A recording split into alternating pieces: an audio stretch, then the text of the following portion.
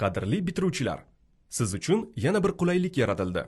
Endilikda maktab bitiruvchilari e-shahodatnoma.uz axborot tizimi orqali o'z shahodatnomasini onlayn tarzda yuklab olishlari mumkin. Buning uchun siz quyidagi amallarni bajarishingiz zarur bo'ladi.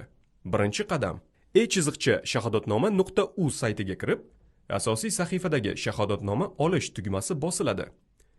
Ikkinchi qadam: shaxsiy ma'lumotlaringizni kiritishingiz uchun ishchi oynasi ochiladi va unga pasport, ya'ni ID karta yoki tug'ilganlik to'g'risidagi guvohnomangizni seriya va raqamini yoxud shaxsiy identifikatsiya raqamingizni kiritishingiz, tug'ilgan sanangizni tanlashingiz hamda rasmda ko'rsatilgan himoya kodini kiritishingiz kerak bo'ladi. Uchinchi qadam: barcha ma'lumotlar kiritilib bo'lgandan so'ng qidirish tugmasi bosiladi.